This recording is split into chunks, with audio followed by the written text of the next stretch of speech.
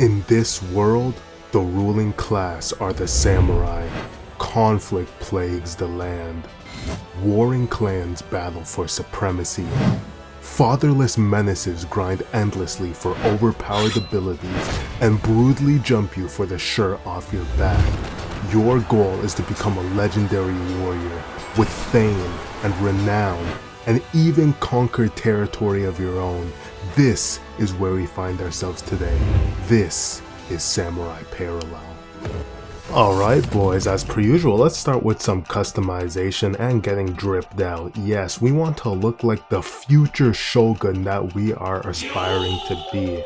And then now here we get to pick our elements. Yeah, no idea what that means, so for now I didn't pay too much attention to that. And then we are immediately thrown into the world. But if you do want tester for this game, the dev said I could give away a few spots, so make sure that you're subscribed to this channel, then leave a funny comment, and if it makes me laugh, I'll probably pick you. Also, this game was made by the same studio that made the Ninja's Way, Naruto game. That shit was fire. But anyway, here's kind of my first impressions. So at this point, I didn't know much about the game. All I really knew was that this game had a main storyline and side quests, and you also had different factions you could join or you could create your own. It was heavily PvP based as well. I knew the core game mechanics, but right now I was just onto the tutorial. Basically all you had to do was fight some farmers, just showing you the base mechanics. Now I know there's gonna be some dumbasses in the comments that are like, oh my god, this is a bandit beater because there's an NPC. No. NPCs in the game is not what makes it a bandit beater.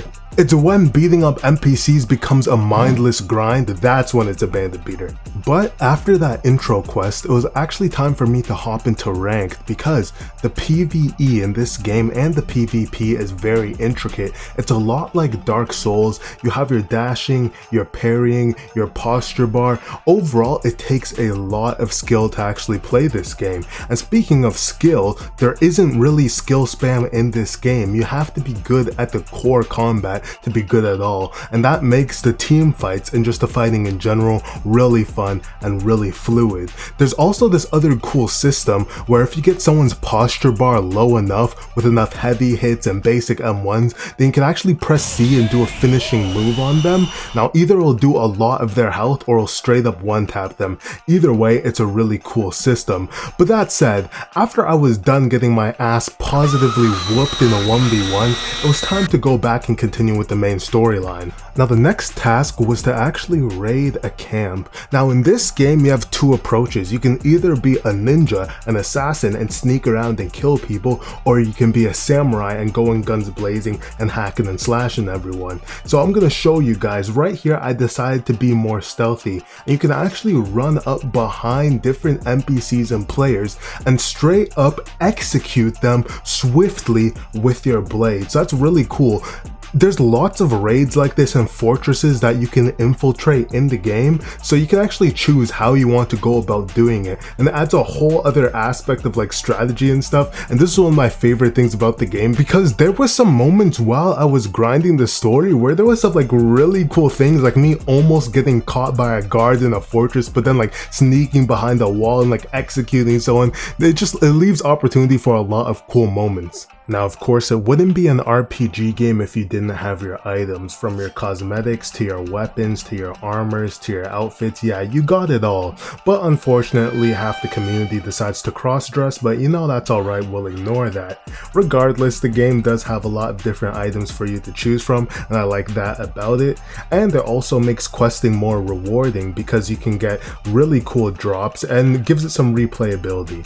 Now that said, another really big aspect of this game is this crafting system and kind of like an enchanting system. So basically you're going to be able to find stones across the map, and with that you're going to be able to smelt them down. You're going to put them in a furnace, and then after a few minutes, once they've smelted, you're going to be able to use those materials to enchant your weapons with different effects. So the one that I have here, I put 3 firestones on it, and it's going to make my blade able to glow fire. And basically what this is going to do is it's going to give my M1s, I think it gives it more range, but also does some really good burn damage as well. And everyone has different effects. There is lots of these in the game. Some are way more rare than others, some basically never spawn, and some are common. These are also your gateways into different skills as well. And the bosses are hard, but they're not hard in the sense that they just have a bunch of health, so they're like impossible to defeat. No, the bosses are hard because usually you're going to have to sneak into their base, you're going to have to kill all of their underlings, you're going to have to locate the boss, and you, whether solo or with your group or clan or whatever, you're going to have to defeat the boss, you're going to have to parry them, you're going to have to use different strategies to defeat them. And it's actually not that the bosses have unlimited health or that they just have they just one tap you with a single M1. No, it's none of that. You actually have to use skill and strategy. Now after a while, I had gotten to the much harder quests in the storyline, so now we have gone from filler arc to just starting the main series. So basically we are infiltrating the main villain group, we're doing a lot of different things, and we're going on to do not just raiding camps, but we're actually raiding some pretty big forts now. And so the NPCs are going to be a lot stronger, and it required me to get some better weapons and some better armor. Now of course I was starting to get pretty good at this. There was a part where I had to travel to the beach, I had to venture underground, defeat a bunch of samurai under there, had to fight a naked man. But once I'd come back up, I was craving some PvP, so I found the first person that I saw and I started to beat him up real good, cut his head off, and I went right to jail. Yeah, crime does not pay, kids. But after our prison time skip training arc, we had some new weapons, some new armor, and even some skills to go along with it, so we were well equipped to continue with the story. So firstly, we had to find this monk, and he was going to tell us about his master who was going to train with us and was going to take us to a completely new area of the game. But first we had to scale this mountain. It was pretty easy except this one jump which I failed too many times that I'm willing to admit. But we go up it and then we enter this completely different snowy area of the game. I knew that some interesting stuff was about to happen. So we talked to the master and he says that before he can actually teach us, we need to defeat a few of the monks. Now this is where the game is going to start getting into the more intricate systems that it has.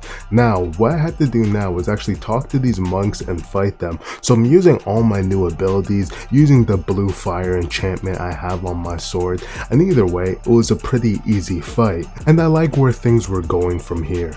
But this is the start of a whole new section of the main story and the game, and this game has a lot of content, way too much for one video. Yeah, there is still some aspects I haven't gone over. Like for example, I haven't even shown you guys the cutscenes and stuff like that, and there's whole other systems that I could not include in this one. However, maybe I will in the next video, depending on if you guys want to see that. But we'll leave it there for now. This game has potential, so let me know if you guys want to see more. If you made it this far, it's clear that you like the content on this channel, so you might as well subscribe. I'll always bring you guys the most menacing content. On that you can depend. Join me for future episodes. Until we meet again. I can persevere, go forward on my own. There's a bright and shining light, come through the darkness of night.